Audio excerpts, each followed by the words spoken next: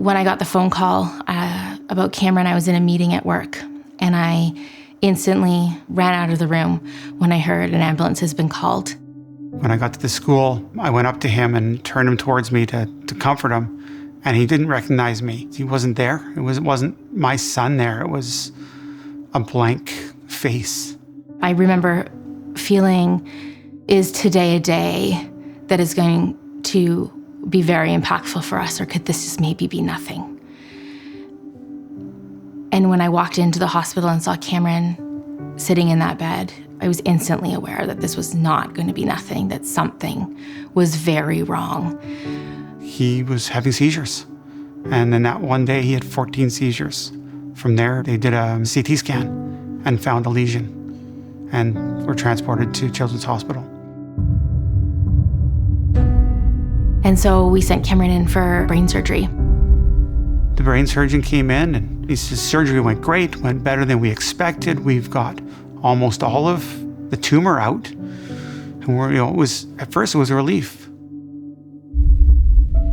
I don't know that there's anything that really prepares you to sit down and have one of the oncologists tell us, your child has cancer, and it's a cancer that doesn't have great stats, and you have a couple of options. You can take him home and live out these next few months as best you can, or we can put him through some really harsh treatments that's gonna make him really, really sick, and we don't know if it's gonna fix him or not. Glenn and I knew right then in that moment. We just looked at each other and said, no, sign us up. Cameron's a fighter. He'll want to fight. And we're in. Like, whatever it takes, we'll try it. Cameron, prior to any of this, is an adventurer. He has a little warrior spirit. He was always physically active. He loved outdoors. He loved fishing with me. He loved hockey. He's just a faith-filled little guy, and he is a bit larger than life, and we always knew that about him, but this journey really helped us to see a lot more of that. And then the roller coaster begins of Sharon and Cameron living in hospital, Zach and I living here and trying to go visit and make the hospital our second home when we're not here. Nothing prepares you for that moment where a nurse walks in literally like hazmat gear, holding this giant bag of chemicals and hangs it on his IV pole and says, this is your first bag of chemo, we need to hook it up. And I think, gosh, like, you have to wear all that gear to protect yourself from a chemical that you're about to throw through my child repeatedly for the next 6 months. It was so shocking to me that that's how we're gonna fix this. His body didn't tolerate chemo that well, so he ended up on so many drugs to help prevent the vomiting that was so constant that he couldn't eat, he couldn't drink. Very quickly, we had to put a nose tube in for feeding, and Cameron didn't eat again really for a year. And we had a lot of hope that this medication would cure his cancer, and that's really what we were holding on to. Our treatment protocol ended in November of 2018. In January 2019, he was declared in remission. It was so exciting. And we celebrated, tried to put life back together. It was supposed to be no more treatment. That was the big thing. It was a family home together. We were on our Make-A-Wish trip. Right near the end, there was pictures taken, and we could see that the droop in his mouth was coming back, which was a sign of the cancer from before. And we were really concerned. And we had a feeling that it was back.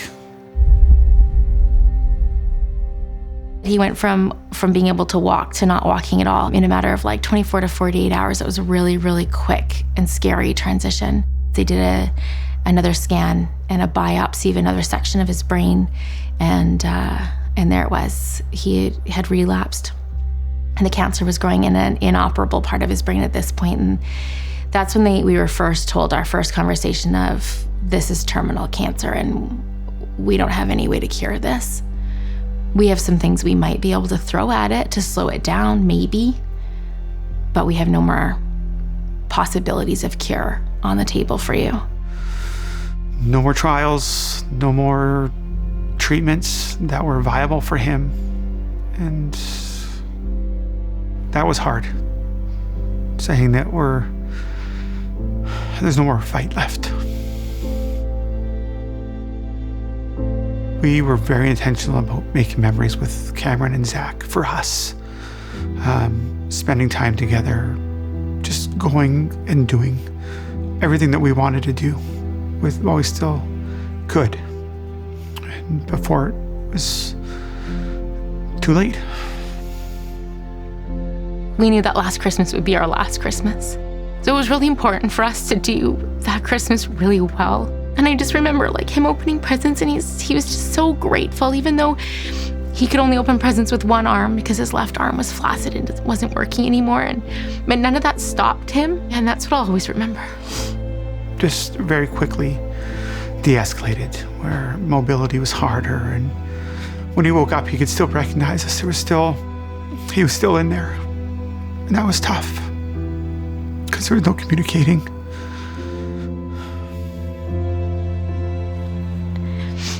I can't even describe to you what that's like, to hold your child as he literally takes his last breath.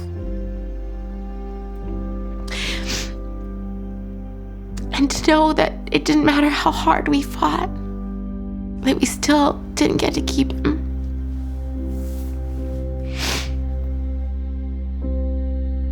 I just let him always know that I loved him. I was so proud of who he was, how strong he was. He's inspired so many people. It's so important that you know the reality of childhood cancer. It's so important that people see the harshness of this. And not just for families like us that lose our children, but also for the kids that do survive and the lifetime of side effects and health issues that they deal with. We ran out of time to save Cameron, but we have such a great opportunity in front of us now to save other children diagnosed with rare cancers. To give those families hope and to give them the gift of a cure is so important. And we really need your support. And we thank you from the bottom of our hearts for everything that you can do to help this.